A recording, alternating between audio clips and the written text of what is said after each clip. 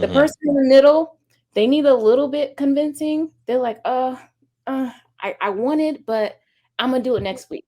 Well, then you market to them like, okay, I know that you want to do it next week, but here's why you need it today. Because next week the price is going to increase. Next week, inflation's going to happen. Next week, the economy is going to drop. Next week, you got all these things like, no, today. And the person in the last lane is like, I'm here, but I don't know where my pain points are, so I don't need it. And I'm like here, like saying, no, you need it. And I'm going to tell you why you need my service. You need it because you're stuck. You need it because you don't know how to understand your processes. You need it because you don't have a strategy. You need it because you have a business and you don't know how to make sales.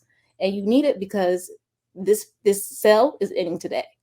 So all three of those people in those lanes is how you go with identifying how to talk to the objection of the customers. Over 50% of Black Americans are unmarried, and only 2% of Black families in America have a net worth over $1 million. We are on our journey to not only join that 2%, but grow that 2%. Facts. I'm Devon Truvel, creator of Black Wall Street, the board game, with my beautiful co-host. I'm Sinclair, aka the Health Nerd. You can go to our website at them4show.com, our Instagram at them4show, and our YouTube channel at Melanated Married Millionaires in the Making. And welcome to the M4 Show. So I'll give you another example of audience identification. So based on my personal story, so before I met Sinclair at the high school that we went to, I was in another school district. I was in Alvord Unified School District. I was supposed to go to Norte Vista High School. That school actually has a daycare center on campus. Mother did not want me going to that not a daycare, the high school, because the population rate of young girls getting pregnant were substantial enough for the high school to create a daycare center. So when it comes to audience identification, knowing who it is that you're serving, so in the public eye, you don't have excuses to not show up to class. Bring your kid, your baby, drop them off at daycare and come get this education, GED, do what you need to do. And it was just so interesting because the people that we connected with at middle school, they're like, oh, you bougie now because you go into the because our school is predominantly white. I was supposed to go to a predominantly Mexican school.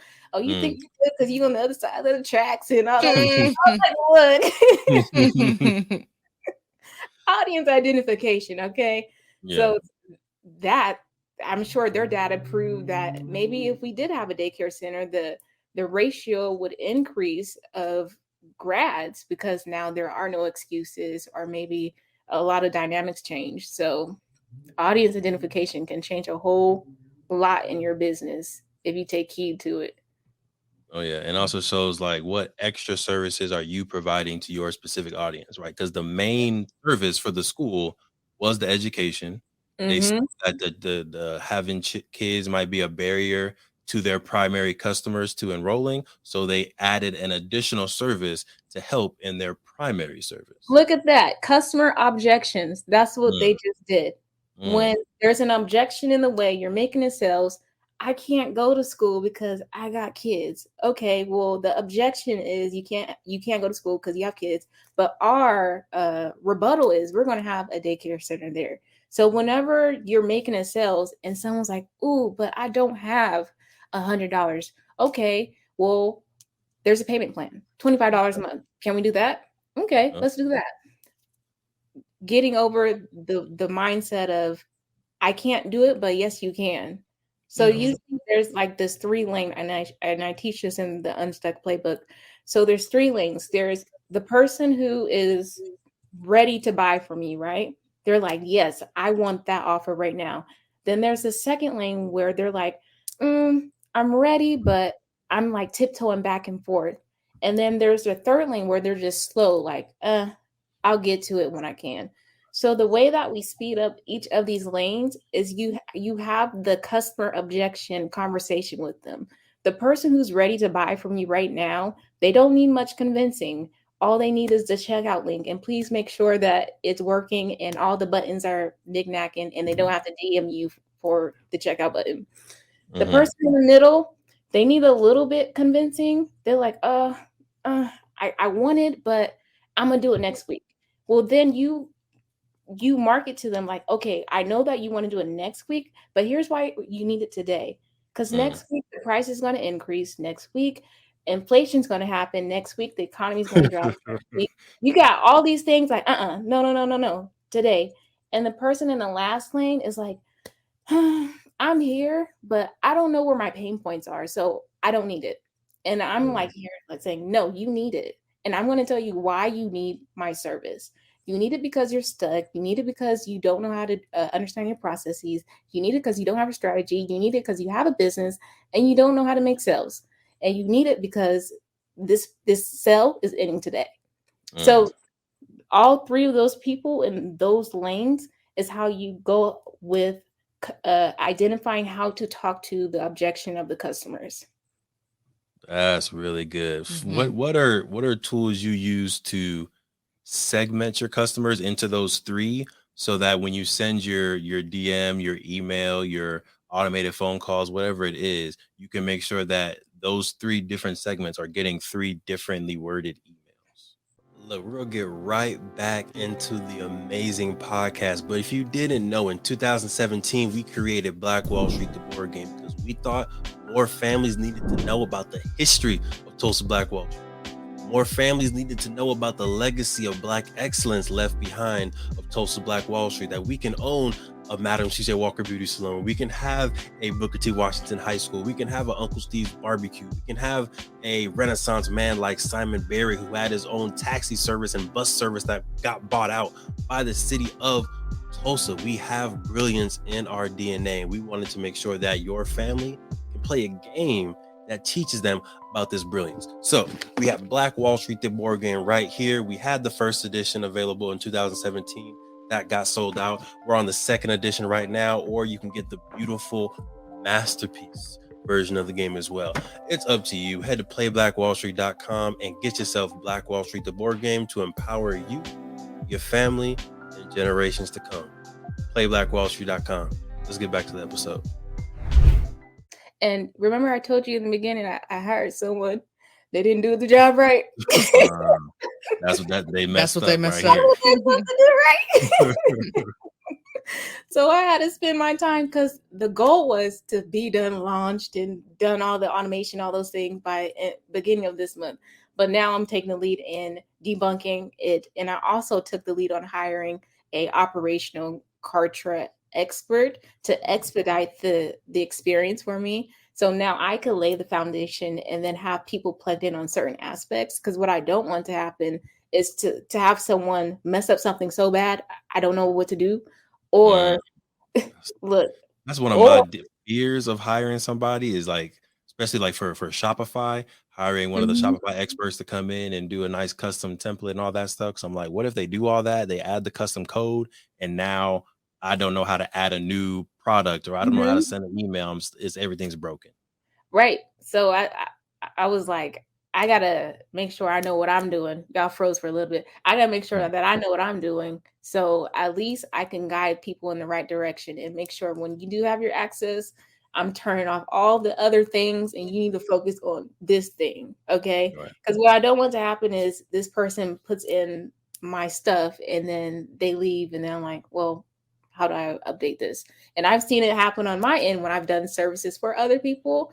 And I was trying to help people, like, look, this is how you do it. And then I'm gone. They're like, you're leaving? I said, yeah, we're done. I'm just done. I don't know what to do. I said, I have videos. I was trying to talk to you about it.